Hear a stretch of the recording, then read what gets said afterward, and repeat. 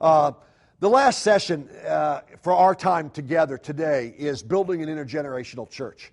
And I realize that in some cases, again, I've mentioned this a couple times, that you may be thinking you don't have that authority or you don't have that responsibility or whatever. But au contraire. And I think that we can go home and be motivated about this because it's just the right thing to do and it makes sense.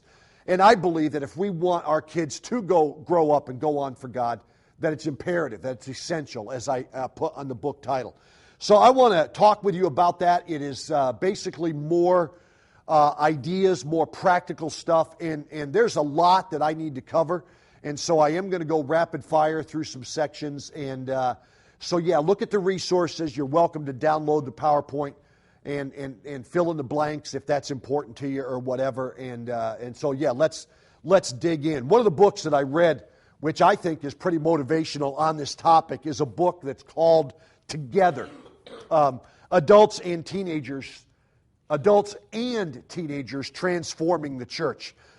Jeff Baxter, a guy that I've gotten to correspond with over the last couple of years, has said this: the field of youth ministry exists because churches recognized that adolescence was a unique phase of development, makes sense, with good intentions, and recognizing that teenagers need special attention. Churches began segregating teens to their own classrooms, away, and all that's great, away from adults and children. That starts to get weird. And then they hired individuals whose specific job it was to spend time with teenagers. Before long, age-specific program became the norm, not just on Sunday mornings, but throughout the life of the church. On one hand, it makes sense, and yet it has fueled a great deal of dysfunction, and it has maybe created a church within a church type atmosphere where kids then don't like big church and don't work with the transition into big church very well. And I know we need to think that through, and we're not going to solve anything, but what I want to talk with you about this morning is how do we build intergenerational connections. What I'm going to do is I'm going to give you some quick ideas, and then we're going to talk a little bit of a parenthesis, if you will, and talk about the advantages, because I don't want us to leave today without you understanding my heart,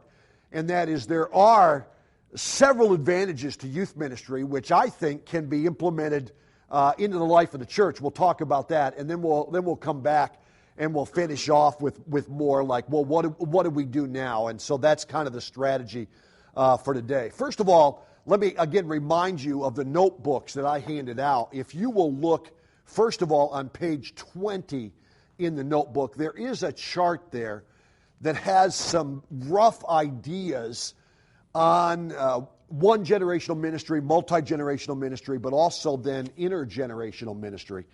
And then later on, when we get to the parentheses, if you will, in the notes, then that chart is on page 25 and 26.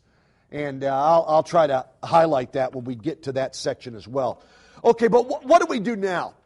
Let's just talk about that as we get started. And I mentioned this kind of flippantly last night, and I don't mean to be flippant, and I want to highlight this because I get asked this everywhere I go, and that is, Mel, what do we do? And so honestly, I think what you do is if God has put a burden on your heart for intergenerational ministry, then go home and start old and start young. I believe that. In other words, I think your realm of influence is certainly going to be young.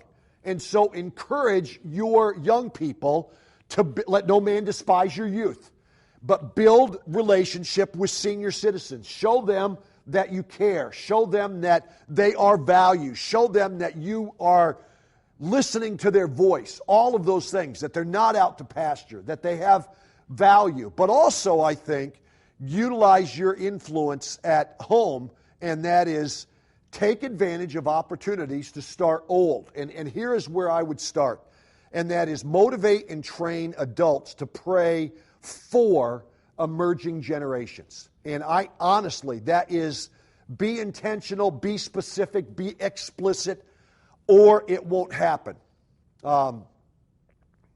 Honestly, it won't. And here's what not to do first.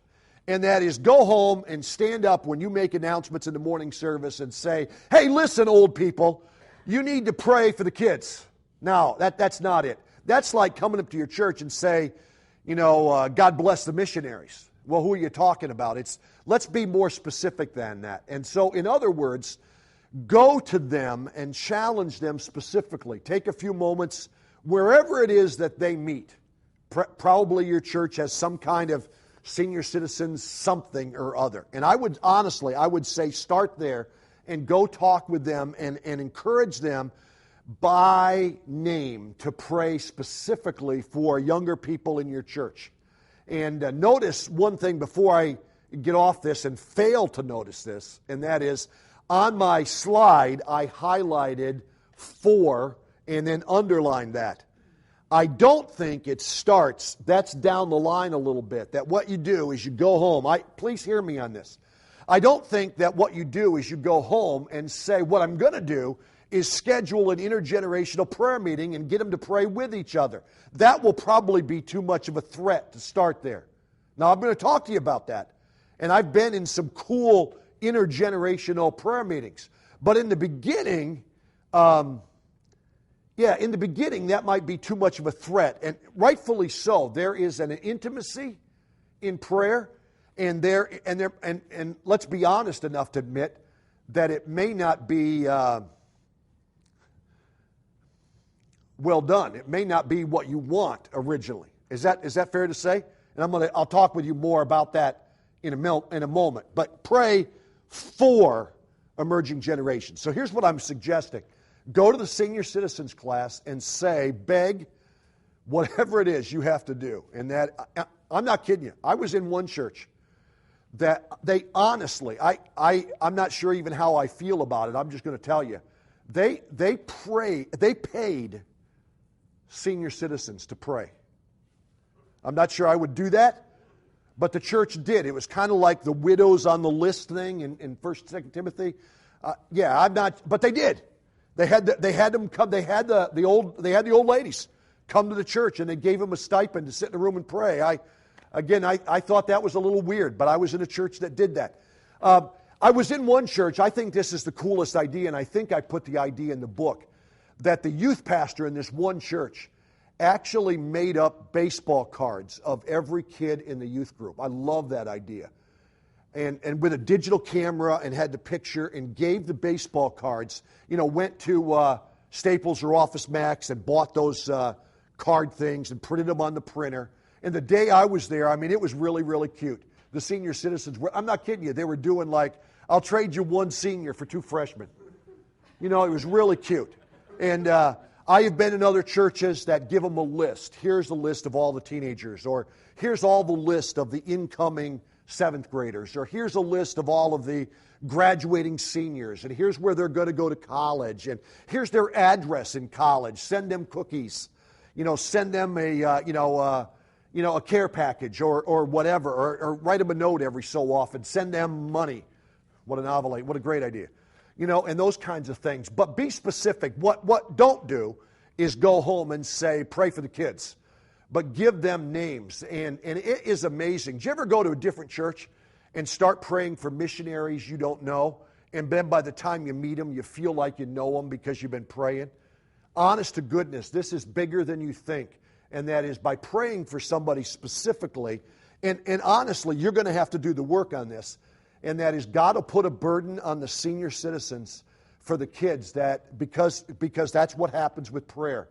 That is absolutely amazing. So what do you do first? Honestly, go home and get the oldest people, the people who have walked with God the longest, and get them to pray. It will be revolutionary if they're praying. It will, if they're praying specifically for emerging generations. Number 2, make sure, this is imperative as well, give adults specific opportunities to see younger generations actively living for the Lord.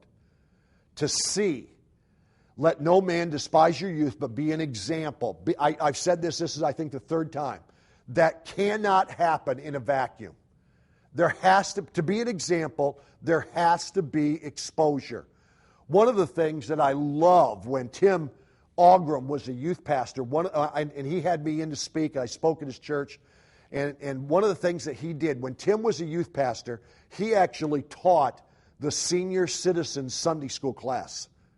It was amazing. But every quarter, I think, in Sunday school, he would take his senior citizens, ask him about this sometime.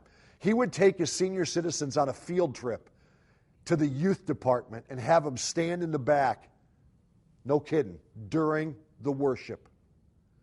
And in the beginning, he tells the story, and I was there, I met some of his old people and stuff, that they didn't like the music, they didn't like the drums, they didn't like the guitars, but after a while, they began to see the teenager's heart.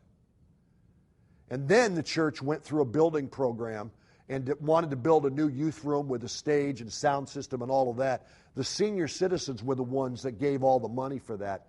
Because the senior citizens, the ones who were against the music, because they realized the heart. I am a big fan. If there's anything that you can do to give your kids exposure to big church and show big church, what we're doing here is getting kids living for God. I am a fan of things like youth night service, although I think the danger is you have the kids up front and they do their little show and sit down and people say, isn't that cute, or people hate it. So I would rather do that on a regular basis. I think it's essential. One Church, Four Generations book by Gary McIntosh. Have young people and white hair people in the worship team, in the visible positions. But whatever you do, show the church that we have kids here who love God and are serving God and are passionate about God. That is huge, and it is amazing how that works and how Paul was right. That young people can be an example in specific areas, but that can't happen in a vacuum. I was in a church not too long ago. In fact, Tim and I were traveling and talking about this, and I was in this church and I was preaching in church, and I was sitting on the front row with the pastor, and it was time for the offering. And I noticed that all of the ushers were junior high girls. And I said to the pastor, I said, that's interesting. Are you doing that today? Because I'm there. You know, is it like Mel Walker's there, so let's have a youth Sunday or something? And he said, no, it's really a cute story. He said a few weeks ago, he said the junior high girls went to the head usher and said to him, why is it always old men who are ushers? And the guy, I think, with real wisdom, in my church, when I'm home, I'm an usher. But the guy, I think, with real wisdom said, do you want to do it? And the girls said, yeah, we'd love to. And I'm sure probably it's in the church rule book that old men have to be ushers. That's probably a law somewhere. But in that church, the junior high girls became the ushers every single week. Tim's church, make sure that the ushers are intergenerational. Make sure. And they got white hairs with little kids. And I think that's a great idea. Again, I've said this several times. If I had my way, and that's one of the points in a minute, I would make it a law. Every ministry has to have a mentoring aspect. Number 3, provide specific opportunities for different generations to interact and have fellowship with each other. I was in a church recently that I think probably like a couple times a year, what they would do is have game night in the family room. That's all it was. They would set up round tables and bring out Monopoly and Parcheesi, or I don't know, and make sure that there would be old people and young people at every table, and they would encourage the senior citizens to tell their story. This is a generation, millennials, that are very wired for stories, and you have those in your church, and it's amazing that we let them go away. My life mission verse, I told you about that. Psalm 78, that the generation to come might know, that they might not forget the works of God. I love that. Get your old people a chance to tell their story. I remember years ago at Heritage, I was working with a youth group, and we had Glenn Capp. I don't know if you were there then, come down. Glenn Capp, one of the oldest guys in our church back then, Glenn Capp was now in heaven, flew bombers in World War II. And I didn't even know that until one deacons meeting, and we had him come share his story with his testimony. After D-Day, he flew bombing raids into France and Germany. And he's in heaven now, and and his wife. And it was just this amazing opportunity. And the kids were like, it was like real life Band of Brothers or Saving Private Ryan or whatever. This guy was a war. In fact, it was kind of cute because Glenn was nervous to go with teenagers. He was a legitimate World War II war hero, and he was scared of teenagers. But we gave him an opportunity, gave him about 20 minutes to share his story, and it was incredible. And if you have that opportunity, find out, check it out, vet them ahead of time, but give them an opportunity to tell their story. It will be amazing how, honestly, I'm going to use this word again, how revolutionary that will be. Here's another one. Develop intentional intergenerational mentoring connections. I believe in mentoring with all my heart. I wrote a little book for RBP that you can get from them, mentoring the next generation. I believe, and I'm going to talk about this for a minute, I believe that mentoring is different than discipleship. I think it's different. Jonathan talked about how they brought me out to their church, and I did this little mentoring conference. I think that discipleship is specific, intentional, it's educational, it's life. Mentoring is different. I don't think the National Network of Youth Ministry said that 90% of millennials, 9 out of 10, said they would love to have an adult mentor. And then as I've traveled, Peggy and I talking to churches about mentoring, I have found that the overwhelming number of baby boomers my age said they would love to be a mentor. But baby boomers often say, I don't have time. And so I think, here's the thing, I think here's the key for mentoring. Mentoring is not necessarily extra time. It's not. Mentoring is do what you do. Just do it with somebody younger. Mentoring is do what you do. Like come to church. Like hang out in the church foyer. I think the very best mentoring ever takes place, frankly, in the church foyer, where we encourage adults to be kind and talk to kids in the foyer, where there's no threat, there's no problem, and talk to them. And, how'd algebra go? How many points did you get in the ball game last night, or whatever? That's the church-based mentoring is amazing. And again, I think that every ministry opportunity ought to have a mentoring aspect to it. Deacons, elders, whatever. Seriously, I think we're failing our mandate in the church because we don't do a good job at mentoring younger leaders. We kind of just yell at them and tell them to, and we don't know how to do that. And so I think developing intentional mentoring relationships in the church, I think, is huge. And I think in men's ministry, in women's ministry, or Titus 2, are ideal opportunities to help do that. Number 5, I told you this was down the list a little bit. Begin to provide ways. Begin to provide ways for different generations to pray with each other. With each other. In the beginning, that might be a threat. But after a while, after they're praying for each other, after they've talked in the foyer, after they've played Parcheesi together, whatever that is, and then they can pray. And honestly, it is amazing some of the intergenerational prayer meetings that I've had a chance to see around the country. It always, always, always blows me away. Did you ever pray with an old-timer and they kick into King James language? Even at my age, I want to say, dude, you don't talk like that, right? But there's something majestic. There's something awesome about old-timers praying. We had a guy, my home church, Bridgewater Baptist Church in Montrose, Pennsylvania, where I grew up. His name was Mr. Button. He's exactly what you think he looks like. He's exactly. When I was a kid, he'd pray at communion, or he was a layman. He'd pray at communion or whatever, and every single time, and I heard him pray often, every single time I would peek, because he sounded like God was right there talking to him. And he was. I was expecting to see. Did you ever pray with a kid? God, spit it out, right? There's something powerful about praying with kids. There's something powerful, there's something majestic about praying with old-timers.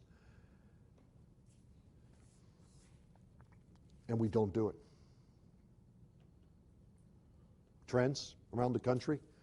prayer meetings have died. Acts 12, church is in trouble. They gathered to pray. The youth group was there too. Rhoda, John Mark, and the intergenerational prayer. I was in a church out in the middle of nowhere in Pennsylvania where we live, and this is this most traditional church I've ever been in my life. I mean, it was conservative, probably legalistic or whatever. In fact, but years ago, they built this little church gym. And the first Wednesday night, they still do traditional prayer meeting, and they pray for Aunt Matilda's big toe or whatever. But, and then they have youth group Wednesday nights too. And the youth group is out in this little gym they built, and the kids play games, and they have youth group. But the first Wednesday night of every quarter, they meet in the gym, and the pastor, it's hokey, I get that. It sounds like a dumb idea, but they do it. They line up the adults on one side of the gym, and they line up the teenagers on the other side of the gym. And the pastor says, go find somebody and pray. And the next 2 or 3 minutes are some of the most incredible church life things I have ever seen in my life, because you see real church happening through prayer, and it is amazing. It is amazing. And it is essential. Okay? Essential for the church. 6, provide significant ways for younger generations to serve alongside of older people. It is amazing to me how powerful that is. Just to serve alongside. I talked about family last night, and I hope that, that really was a specific intentional prayer of mine when I was raising my kids, is that our kids would see us, Peggy and I, serving the Lord together. In fact, that always bothered me. You know, when our kids were real little, we'd show up at church on Sunday morning, and Peg would go to one room, I'd go to a different room. And our kids are 2 years apart. Family planning, I'm sure. And they'd all go to different rooms, that whole age group thing. And so one of the things that's very important to me is that we're going to serve God together as a family. And there's something powerful. It's like osmosis happens. It's catching that serving God. And there's something amazing about that. And we have that perfect catalyst. We have that perfect laboratory for that. That's what the church is all about. And again, if I had my way, it would be a rule. It would be in the Constitution. That if you're going to be a deacon, you got to mentor somebody younger. If you're going to be in the sound room, you got to mentor somebody younger. If you're going to be an usher, if you're going to teach VBS, you have to. And I'm not sure how to pull that off. If I can figure out how to pull it off, I'll write that book and be a millionaire. But in the meantime, I'm just going to talk about it, and that is provide significant ways. And Tim Algram taught me this, and that is what you don't want to do is dump the junk stuff that nobody else wants to do on the teenagers. Like you can't get adults to go to the nursing home, so you make the teenagers do that, and all the teenagers know no adults want to do this. Jeff, where are you? Right? Where's your button? If you weren't here for the workshop this morning, you missed a blessing, by the way. 7, recruit a team of encouraging and loving adults. That's the part maybe I should have underlined. Peggy and I have noticed something. We talk about it a lot, and I'm going to keep talking about it a lot. There are way too many discouragers out there in churches, aren't they? I love in Acts 11 where it says that Barnabas showed up and encouraged them all, often, probably once a year on Twitter. I write, I want to be that guy, because I do, that encouraged everybody. I want to be that guy. But I'm sick and tired of churches that discourage young people. Not them. But there are people in your church. There are them who love God, who want the church to succeed in the future, who love kids, who are loving, who are encouraging. Find them and actively welcome and get them. Develop a team. If you have to, organize it if you have to. But if not, just challenge people to do this.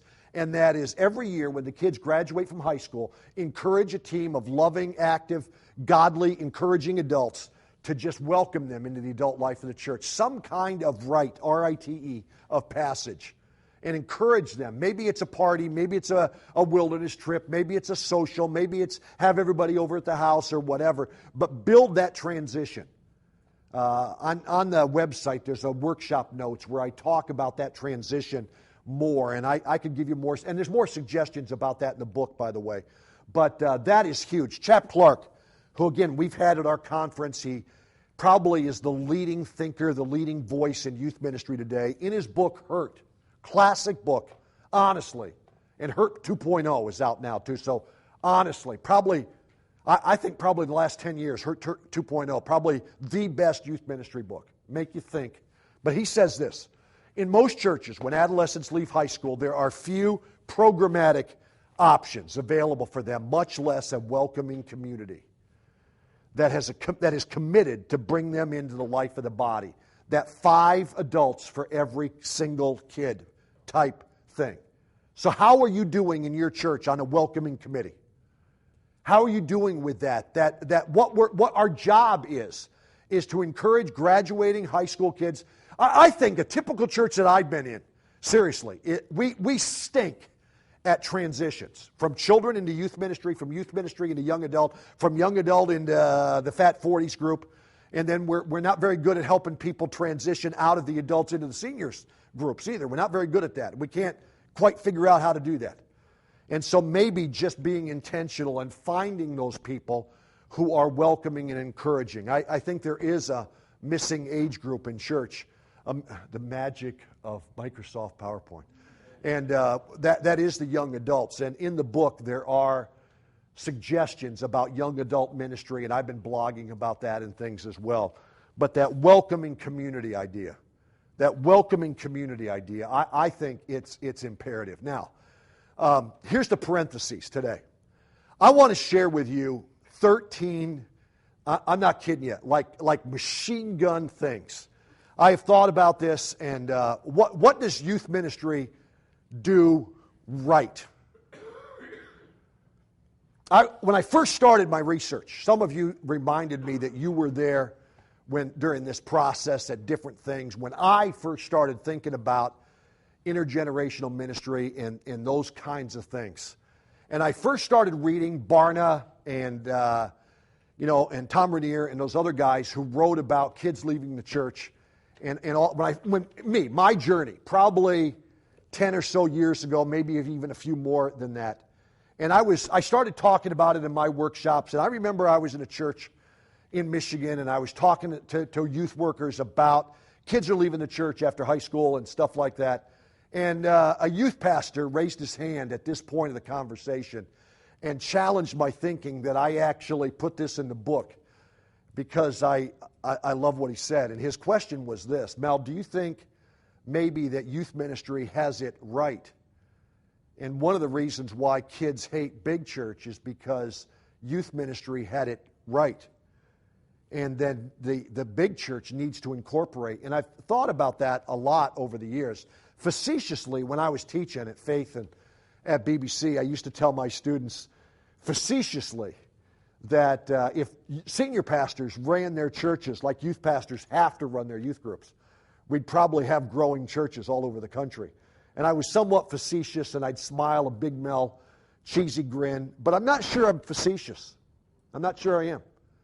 Because I think youth workers have figured it out, that we have to reach culture, that we have to communicate, that we have to be real, that we have to be genuine. And maybe those are all things for big church to embrace. In fact, it bothers me. It really, really does.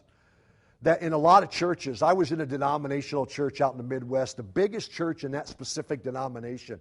And it's a mega church, and they were building this new youth building, and all my friends were saying, Mel, you got to come look at this building. And the youth building was so big. The youth building was so big, and this is a monster church. The youth building was so big, the youth building had its own Starbucks, let alone big church. Big church had a mall in there. But I noticed that the building was as far away from the auditorium it was possible on their property. And frankly, that's what my experience is. As the teenagers are downstairs, the farthest away, and it seems like that we have done that intentionally. And maybe the youth ministry has some things. And so before you leave, and I let you leave, and I'm just saying, I'm not a guy that trashes the youth ministry. I think my burden is one philosophy throughout the ministry, but it just might look differently as we go through. So I want to talk with you about that. Donnie and I were talking even this week. In the book, there's a quick thing. I wanted to be objective in this, and I do think there might be some reasons why youth ministry does lead to a departure, and let me just share those with you quickly. I think if your youth ministry is activity-based, then chances are kids are going to grow up and walk away. In other words, when you become a young adult, right, the activities like going to the amusement parks and staying up and all of a sudden that becomes pretty, teenagers do that. That's not cool anymore. And so if that's been your ministry, there's likely, how are you going to keep that going in big church? Number two is if your youth ministry is program-based. The nature of the thing, you call up somebody in Chicago or New York or somewhere, and you have a program. Well, by the end of that, the program's done. You graduate. You get your last award. You get your last certificate. You get your scholarship or whatever. You're done. You're done. Okay, you quit going to church then? Oh, you graduated from church. No, I think kids are likely to walk away. And I think if your program is personality-based, when I was a youth pastor, I would have taught youth work. If I had thought of it, I would have taught workshops saying, don't be personality-based. Some of you have heard my story, and that is I was a youth pastor for several years, and on a Saturday, my senior pastor, probably the best friend I have ever had, got sick. Senior pastor got sick. He was old enough to be my dad, but an incredible mentor, an incredible discipler, someone who believed in me, someone who taught me about ministry. And on a Saturday, he got sick and drove himself to the hospital. By Monday morning, they told us it was acute leukemia, and he died 6 weeks later. The funeral was on a Friday. Our church is packed. Our church was booming in those days. The church was packed, probably 1,000 people at his funeral. I had to officiate my own senior pastor's funeral. And my best friend, I didn't have to preach or anything like that, but I had to be that guy. And on Sunday morning, Friday was the funeral. On Sunday morning, I have to preach, and I'm thinking about what do I say, what do the people need. They're very popular. Senior pastor just died, and I'm thinking about that. And the chairman of our deacons in our church asked to make an announcement. It never occurred to me that I ought to ask him, dude, what are you going to say? He gets up front and he says, this is the Sunday after the funeral. He gets up front and he says, the deacons met and the deacons are recommending that Mel become the interim pastor of the church. All in favor, please say aye. And I'm looking over at Peggy and I'm like, what's just happening here? And they all voted, unanimous. And he said, okay, Mel, thank you for doing that. Lord bless you as you preach. And I said, thank you very much. Please take your Bibles and turn to, and I didn't, there's no class in seminary or college about how to do that. And I became, in 1 minute of my life, I became the pastor of a church of about 800 people and had to stay in my church and watch my youth ministry suffer a little bit because the personality was gone. That story is why intergenerational ministry is huge. You may be Superman. Maybe you can be the next walk-on-water guy and have all those skills. Maybe that's you. But if that is you, be careful. You're building your ministry around you. That's why you've got to. All right, Jax, you did it to me. Years ago, you and me, you had me and Travis be small group leaders together. Jax, I'm the guy who writes books. I'm the guy who mentored you, right? I'm the man, right? Absolutely not true, because my small group partner was my son, Travis. And I got to sit and watch my son minister to kids better than I ever did, right? The importance of other adults in your ministry. That's huge to me. And I took more time than I wanted to on that one, but that makes sense why intergenerational ministry is important right there, right? Here's another one. It's narcissism-based. What this means is give the kids what you want. Tim, is that out there today? Tim, is that out there? My goodness, we talk about that. We see that all the time. Kids, you want to go skiing? Let's go skiing. You want to do all-nighters? Let's go all... Your philosophy ought to dictate that, not what kids want. That is incredibly fickle, by the way. And the world does that. And then the last one is if it's generational based. No wonder they walk away. All they know is kids of their own age. Okay? So what do we do right? Let me talk about that. What do we do right? There's 13 things. I believe with all my heart that youth workers have developed a philosophy of ministry that probably leads the way in church. My mentors in youth ministry, guys like Jack Wurtson of Word of Life, Dan Spader at Sun Life, Frank Hamrick even at Pro Teens, are guys that taught me, have a philosophy of youth ministry. Why do you do the things you do? And then how are you going to reach that goal? And my view is that the church ought to have one philosophy of ministry, but it looks different in the different age groups. Number two, I think youth workers do a better job at understanding an educational strategy. What I mean by that is the old Christian ed scope and sequence. Here's why I think young youth pastors figure this out. You get seventh graders, and 6 years from now they graduate from high school. What do they need to know by the time they graduate?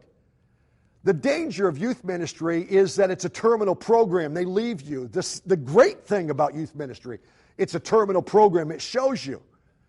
Okay, here's the thing. I teach a class at Baptist Bible Seminary for youth pastors on how to write curriculum because I did that 10 years of my life. I mean, I did that. By the time they graduate from high school, have they studied the whole Bible? Do you care? Do you even know? And that's been my burden about this juvenilization thing of American church. I talked to you about that the other night. Tom Bergler, read those books. Is as the church becomes a show on Sunday morning, if that's all there is, then how are we teaching kids the whole counsel of God? Now, here's the thing about that. I think youth pastors have figured it out because it's terminal, right? That there is an ending point, so I need to prepare them for adulthood. All right, so let me just play the devil's advocate thing for a minute. How many years does it take an adult in your church to get all the way through the Bible? If we believe in Ephesians 4, then we're going to equip them. How do you know when that's done? Here's another one, the Great Commission, Matthew 28. How do you know? How do you know if they can observe to do all the commands of Christ? Do you even know what they are? Do your people know all that Christ has commanded you to do? And do they know how to implement them in life? That scope and sequence. I remember the days. I was a youth pastor. This is before any computer or whatever. I went to the office supply store and bought a poster board and got a ruler and made the little pencil marks and had all of that. And like, okay, fall 7th graders, they're going to get this. Fall 8th graders, they're going to get this. And fall 9th graders, and had that chart that I made in my office so that I would know. These are the things that I want the kids to know by the time they're done. And frankly, I think youth workers, I wish pastors would embrace that strategy, an educational strategy, so that we know, are we producing fully devoted followers of Christ? Do we know? Here's another one, spiritual disciplines. I've wondered, I need to do this quicker and to be able to get done, but this is a big one to me. Jeff talked about that this morning. I'm in a lot of churches. I average for the last, tons of years, about 30 churches a year I visit. And I love to visit churches, and when I'm in churches, sometimes I get a chance to look at church closets. I do. I love to visit the ghost of youth ministry past, and to see these are things, and have churches tell me, well, we used to do this and it doesn't work, and we used to do this program and it doesn't work, or whatever, and then realize there's churches right around the corner that do the same program and it's booming, so what's the difference? I think probably the difference is philosophy, but I love this one. And I'm not ripping, I'm promoting it, I am. Churches that have Awana. I always like to ask church leaders, why do you have Awana, or any kind of children's ministry? I love this. I really do. And the number one reason that people have, and Awana, by the way, right now is doing some reevaluation and retooling, and it's kind of exciting to me that there is a ministry that was launched with World War II generation, that it's cool to wear uniforms and have badges and all of that they're finally figuring out that ain't cool no more, And so I applaud them for this. But I always ask churches, why do you have Awana? And what's the number one reason? Why would churches have a children's ministry? What's the number one reason? What? Scripture memory. We want our kids to memorize Scripture, right? We want our kids to memorize Scripture. That's important to us. We rally the flag. We have Awana. We want our kids to memorize Scripture. and all of that. I got the joke. Don't worry about it. I caught myself. I caught myself on that one. Flag! Why do we do that? We want our kids to memorize Scripture. Oh, really? Oh, really? When was the last time you had your adults memorize Scripture? Sounds pretty hypocritical to me. You're going to tell kids it's important, but it's not important enough for me to do it? Sounds hypocritical. Then we have youth ministry. And we tell our teenagers, and we have Jeff Beckley come in and do a seminar, and we've got to get our kids into Scriptures, and we've got to do things like On Track or Word of Life Quiet Time and so on. And we tell our kids, we put devotionals on the table, and we tell them, when's the last time you talked to adults about having daily devotions, daily quiet time? Sounds pretty hypocritical. If we want our kids, it better be intergenerational, and youth ministry has led the way on spiritual disciplines. And it hits me that that better be a church-wide philosophy. I think another one that youth ministry has led the way, we talked about that last night, parental involvement. I think youth workers understand we better get the parents involved. I think youth workers understand that, and probably we're failing if we don't, so we're not going to talk about that much. Here's another one. I think youth workers understand the deal about lifetime commitments. I talked about the history of youth ministry, and that's how we all got started. You know, Billy Graham asking people to come forward in those rallies in Madison Square Garden, and us going to camp. And that's why the majority of decisions, of life decisions, happen as teenagers in camp. And man, I love that. Okay, when was the last time we challenged adults to make a decision right now for the rest of your life, to make a commitment? We do that to kids and don't do that to adults. That seems pretty hypocritical to me. Oh, here's what we think. We give adults notebooks. We do. We give adults notebooks, and we tell them, write this down. Someday you'll use it. No, you won't. Adults can. That's why I'm 60 years old. I would rather preach to teenagers than any other group ever still at my age, because teenagers understand if you challenge them now, they get it. They're going to do it now.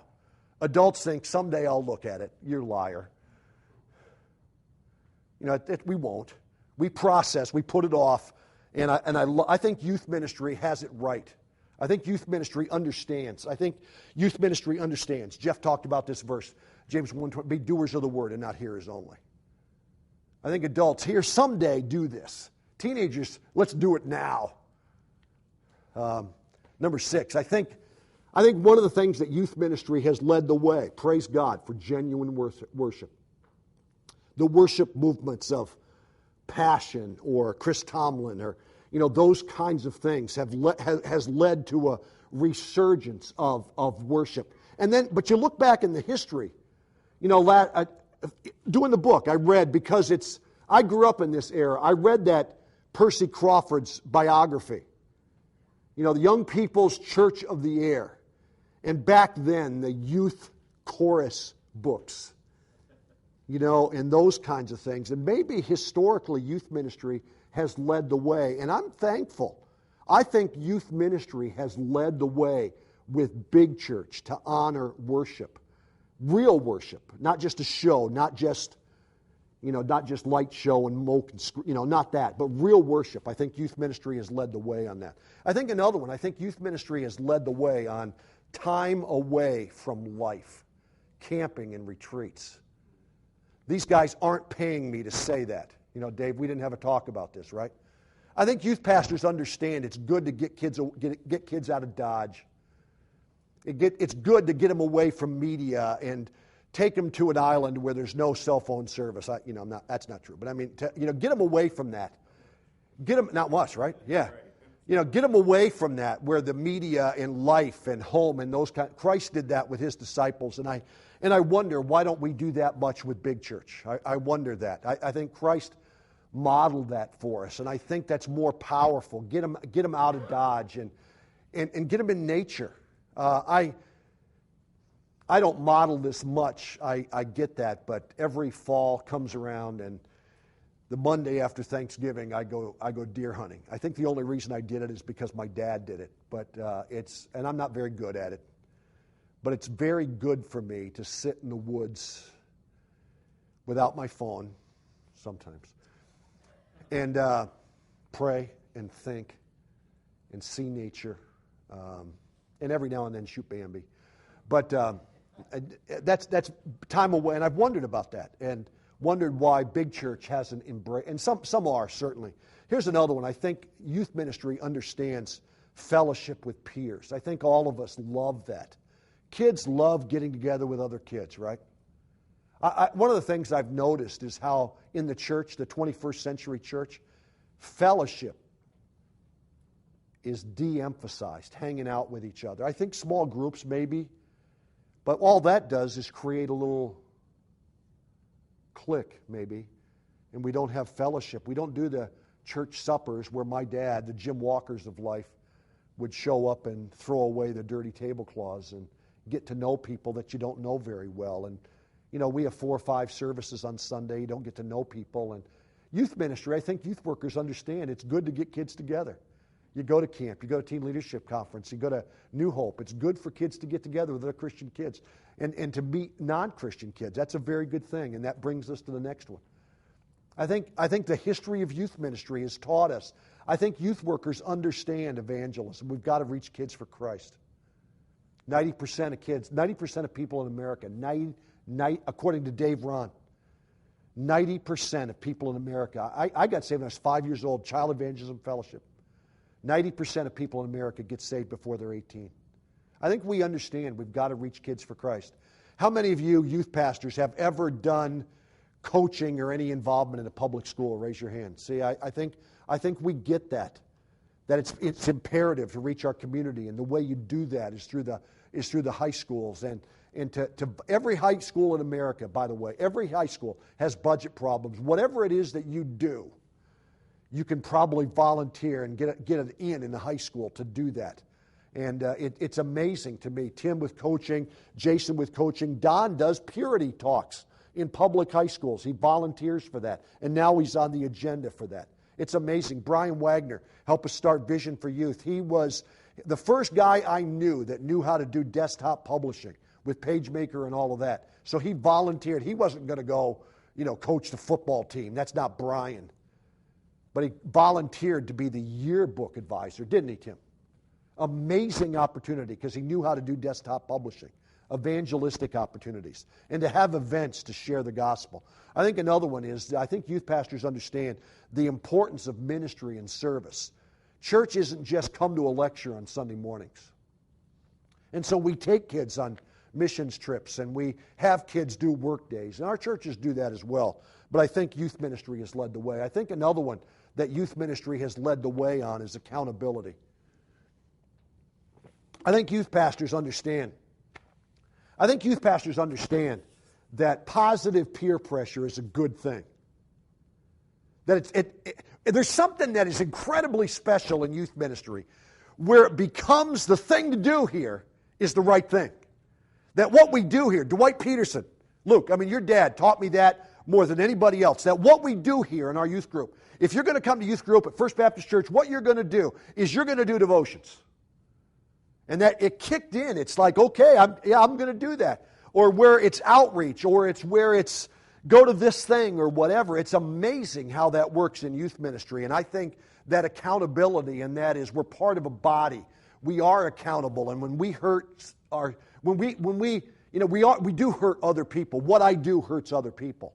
And I think youth ministry has done a better job at that, frankly, than big church. I think another one is, I think most youth pastors understand life-related discipleship. I've been tweeting about this as well. I think what we do in big church is say discipleship is a class on Sunday afternoon. And I think youth pastors have done a great job at saying, no, discipleship is life. Discipleship is time. Discipleship is I'm going to hang out with you and spend time. And there's going to be an agenda to that. And no matter what Mike Yaconelli said, I believe in discipleship. And I believe that 2 Timothy 2:2 works. In my ministry, I looked for 2 Timothy 2:2 kids, by the way, who are faithful and have the ability to teach others also. And I'm going to invest my life in that kind of kid. I am. Find 2 Timothy 2:2 kids. Those who are faithful. And the Bible says, he that's faithful in least should be faithful in much. Find kids who are faithful in little things and have the ability to teach others. Those are amazing. Those are world changer kids. Disciple that kind of kid. And the last one is I think youth workers understand I think youth workers understand the importance of intergenerational connections. That's why we recruit a team to work with us. I think youth ministry has led the way. It is very good for teenagers, no matter what the world says. The world says be careful of adults who like kids, frankly. And youth workers understand that kids need godly adults. And I think youth workers understand, like I talked about with me and Travis before, I think youth workers understand that personality-based thing. I think youth workers understand that you can't impact everybody. That you need other models. I love that Proverbs. I love that Proverbs where it talks about a multitude of counselors. I love that. That the body of Christ is everybody working together, and that's why get other personalities. And I'll tell you a trend that I noticed around the country, and this is an intergenerational plug, and that is don't recruit people just like you to be youth leaders. Recruit people different than you, with different skill set, different ages than you, different life experiences. Get some that are married, some that are single, some that are old, some that are young, some that, different models of youth workers, because they'll minister to kids that you can't minister to. So my question, and you can look at page 25 and 26, is how can the church develop and integrate positive aspects of youth ministry? And those are at least 13 of them. My advice on that, and then we're going to wind down. My advice on that is those are the things, the 13 things, that if you can model them and show them to big church, that they'll see the value, that these are things that youth ministry does very, very well. All of those charts, I talked about that. So how do we change the paradigm? Let's wind down and we're going to be done. All right? Changing the paradigm, how do we change from age-segregated to intergenerational church? I think it starts by, let me talk about that. A paradigm shift is a change of thinking, and that's all I'm asking you to do in this workshop, is to think about intergenerational connections. So how do you change, or why change, first of all? Number one, I think you have to be convinced it's the right thing. Number one is have a biblical conviction of the importance of developing healthy and growing intergenerational connections. That's why the Bible studies are in the notes. Do you believe the Bible teaches intergenerational connections? If it's a conviction, then why aren't we doing that? Number two, I think we also have to look in the face, and that is there's an epidemic. And that is our kids are walking away, and what are we going to do? Are we going to let that happen?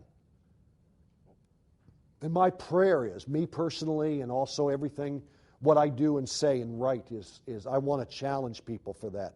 And then number three, I think we have to have a goal for balance, which is what I put this in the book. And that is, I think we have to have a goal for balance. And that is, I just gave you 13 things that are very, very, very, very, very good about youth ministry. Don't throw the baby out with the bathwater. That's how I ended the book. We're doing a lot of things right. Let's build those things and let's demonstrate that we're doing those things right. But let's balance the importance of intergenerational connections and peer ministry. And so I want to end by just talking with you a little bit about how to do that. Number one, my advice is pray and search the Scriptures. Don't go home, and talk to your senior pastor tomorrow. Mel says, I don't want those phone calls. No, it's okay. That's fine with me. But what do you think God wants you to do? Don't ever, Mel says, that means nothing.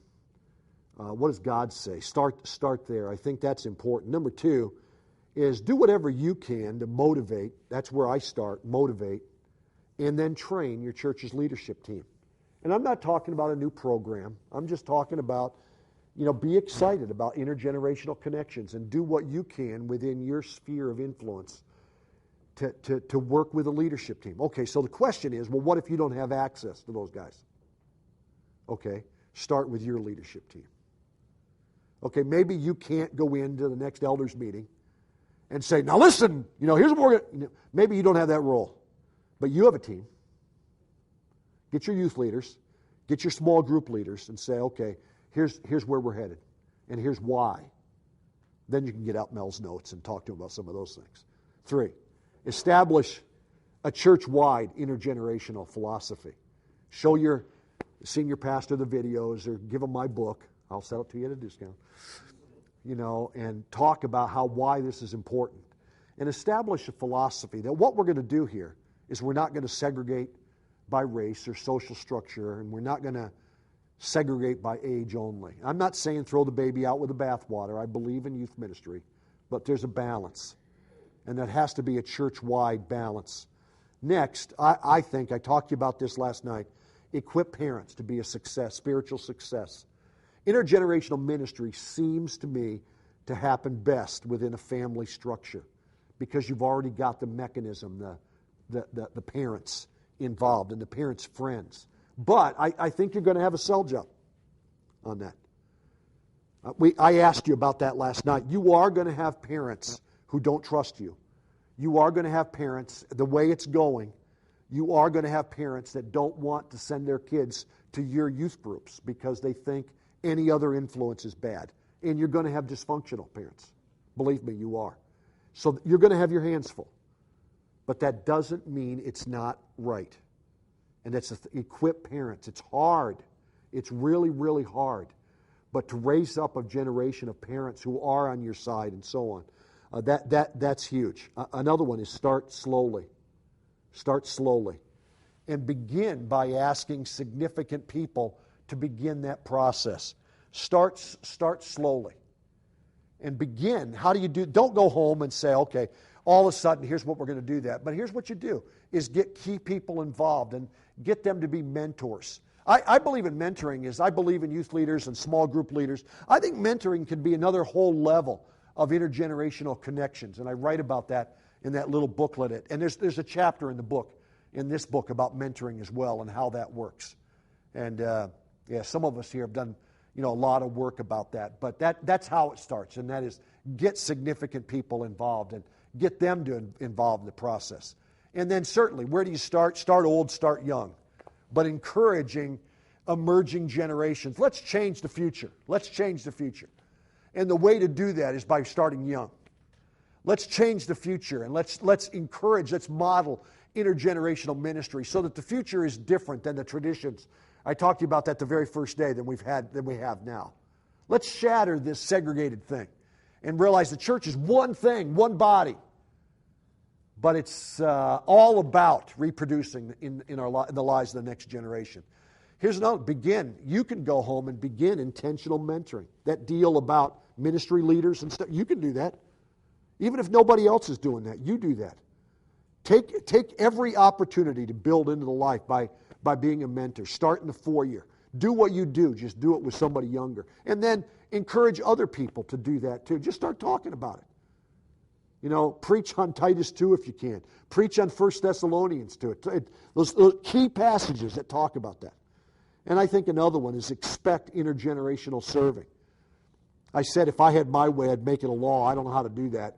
But I think we can start to expect, and we're going to model that in the youth ministry, or we're going to model that in VBS, or we're going to model that on the missions trips. And I know you have to do that within guidelines and so on, but expect that and start with the things that you can. Start with things that are easy. I think things like the greeters and the ushers and those kinds of things are an easy start in most churches because you're begging people to do that. Another one, be consistent about developing or about building a total church loyalty. I'm not going to make too big a deal about this because I don't want to, but it is a danger. I'm just telling you it is. If your kids are more loyal to the youth group than they are to big church, at some point that's going to be a problem. And so how to do that, I think things like talk to them about church, encourage them to tithe, encourage them to get baptized. That's in the Great Commission. Encourage them to become members. Encourage them to fulfill the responsibility of members, whatever that is in your church discipline, whatever that is. And don't just make it easy for kids. I think we've got to raise the bar. Christ said, you follow me, you pick up your cross. Raise the bar. I think this generation, Tim's article about busy kids, I think this generation, I think there's going to be, I'm not a prophet, but I think there's going to be a huge pendulum. I really do. And that is we've made church fluff. We've made it a show on Sunday morning, and I think people are going to be fed up with that. And I think around the country, that's why there's a drive back to liturgy and seriousness. And I'm praying that there will be a drive back to this is serious, and so raise the bar.